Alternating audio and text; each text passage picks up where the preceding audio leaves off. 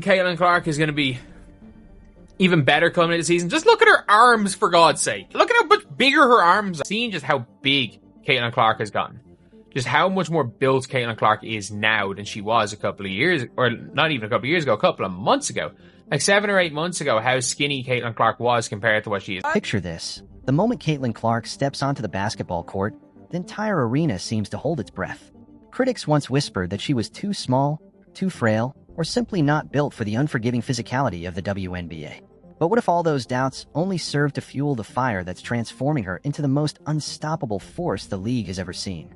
The rumors swirling about her new physique, her expanded skill set, and her relentless offseason training aren't just headlines. They're signals of a radical evolution in women's basketball.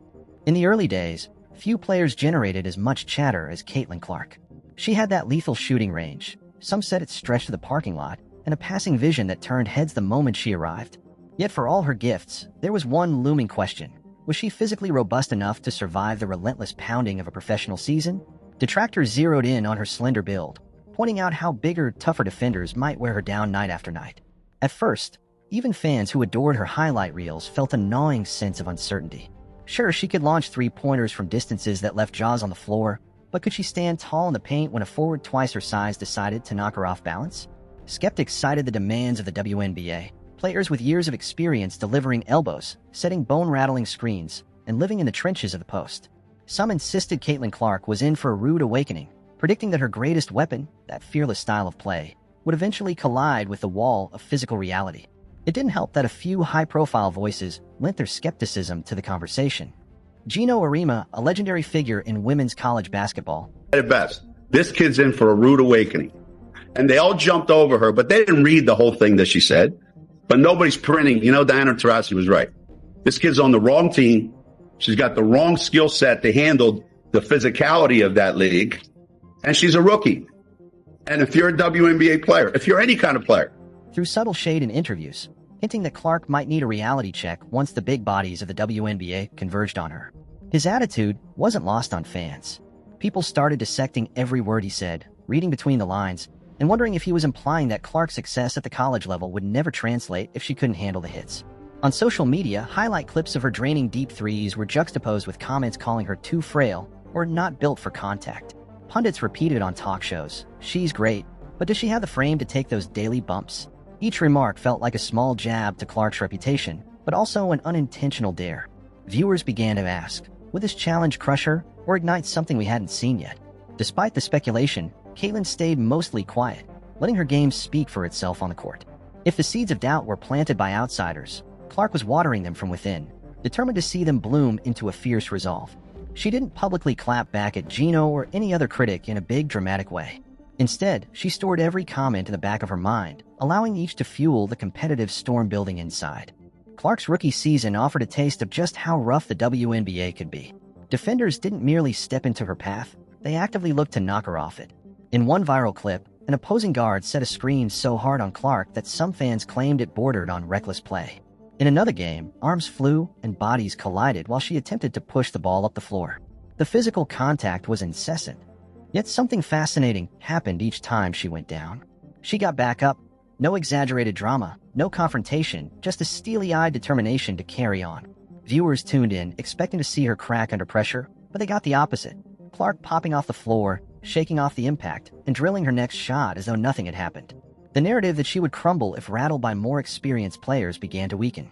If anything, fans noted that her shots became even sharper and more emphatic after she got bumped. Critics who had prepared a smug, "I told you so," had to swallow their words. The hits that were supposed to knock her out of contention were making her more resilient.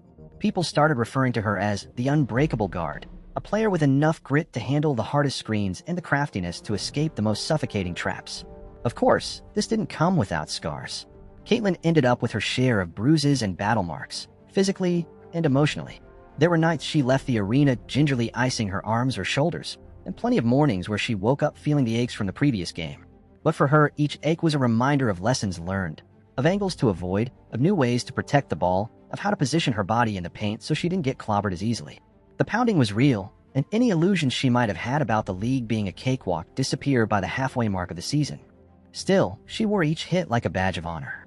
While critics saw a young player enduring a trial by fire, Clark saw an opportunity to refine her armor. She recognized the league was testing her limits, and she was determined to prove she had no intention of backing down. When the season ended, most players took a few weeks to decompress, spending time with family, going on a short vacation, or simply letting their bodies recover from the grueling schedule. Caitlin Clark had different plans. While others relaxed, she dove headfirst into a training regimen that, by all accounts, bordered on obsessive. Word quickly spread that she wasn't just lifting weights in a casual sense, she was attacking the gym like it owed her money.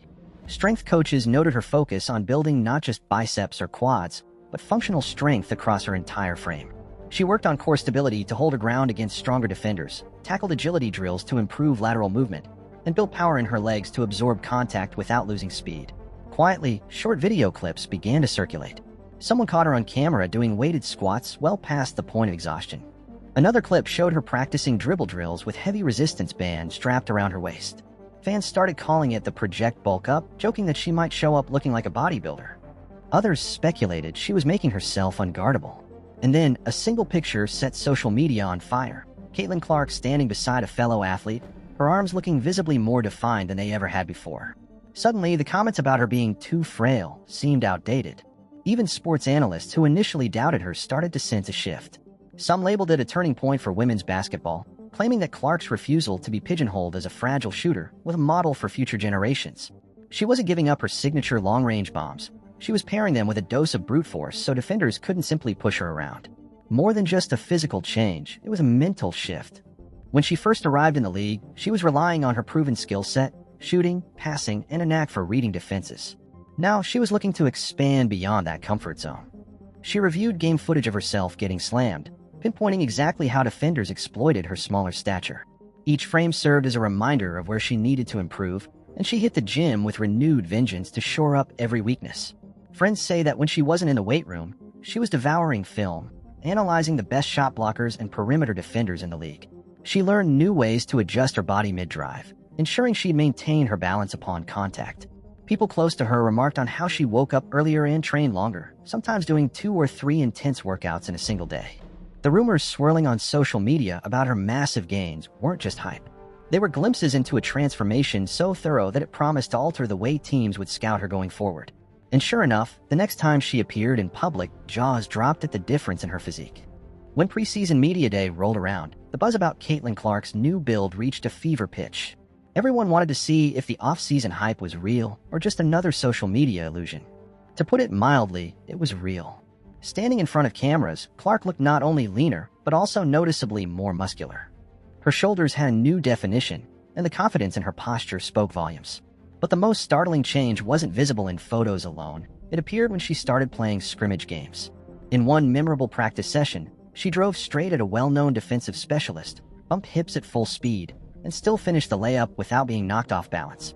Reporters watching from courtside couldn't hide their astonishment. The same defensive approach that sent her flying a year ago now barely made her flinch. Defenders who tried to body her off her spots encounter a harsher reality. She'd muscle right back, sometimes initiating contact herself, effectively using her new strength to carve out space.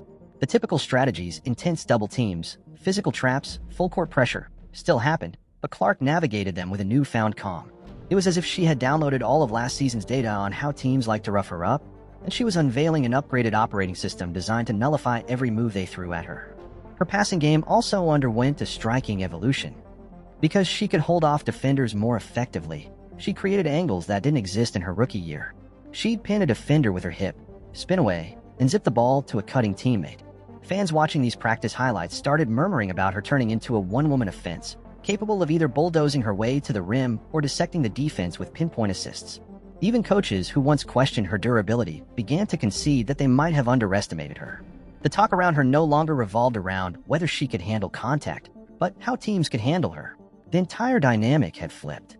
Instead of Clark needing to adapt to the league's physical style, the league was now scrambling to adapt to her imposing presence. NBA players are often praised for reinventing themselves in the offseason, adding new dimensions to stay ahead.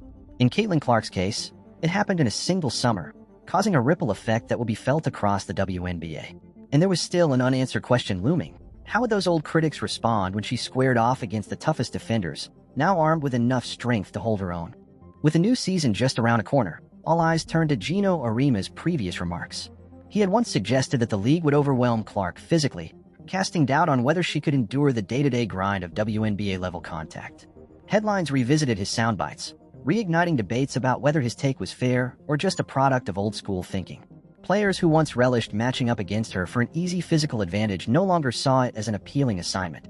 The storyline flipped from Caitlin Clark can't handle contact to we can't handle Caitlin Clark's contact. And as the season neared tip-off, whispers about her potential soared. Could she possibly lead the league in scoring and assists? Would she become the face of the WNBA? The one certainty was that she had effectively put her critics on notice. Doubting her was the quickest path to being proven wrong in spectacular fashion. The ripple effect of Clark's transformation wasn't confined to her personal stats. It spread through the league as a whole. Coaches across the WNBA started revamping their defensive schemes, realizing that the old plan, beat her up to disrupt her rhythm, was now the fastest way to give up easy points. Some teams explored more sophisticated zone defenses to contain her drives, while others emphasized help-side coverage, sending multiple defenders the moment she slashed toward the rim. And what happened next would shock everyone. The whispers of her possibly leading the league in both scoring and assists reached a crescendo. If that were to happen, it wouldn't just be an MVP season. It might be a season for the history books, a high watermark that others would chase for years. The conversation was no longer whether Clark belonged in the WNBA. It was whether the WNBA was ready for Clark 2.0. As the season approached, the speculation about Caitlin Clark's long-term impact on the league grew more intense. Veteran players who once saw her as an upstart rookie now viewed her as a legitimate rival for the top individual awards. Sports talk shows debated whether she could one day surpass the record set by the greatest legends in women's basketball. Others took it a step further, imagining a future where Clark's name would stand alongside icons of the sport, her jersey number revered, her style of play influencing an entire generation. But amid all the hype, Clark remained grounded.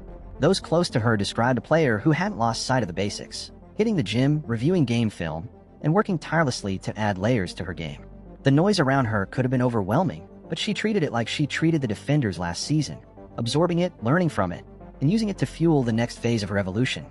And if this is what she's capable of in just her second year, then one can only imagine the unstoppable force she might become in seasons 3, 4, and beyond. The only lingering question for those watching is whether the rest of the league can keep up, or if Caitlin Clark is destined to blaze a trail that leaves everyone else trailing behind in the dust. Caitlin Clark's story isn't just a tale of a player who bulked up in the offseason.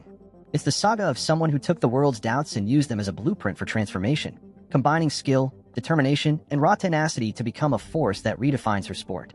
She entered the WNBA with question marks hovering over her strength and durability, then systematically erased those concerns until nothing remained but awe and anticipation. I'm going to show you what we do. Get the butt down. Good. Okay, speed. Okay, speed. Boo. Wait, just support. Oh, she is strong.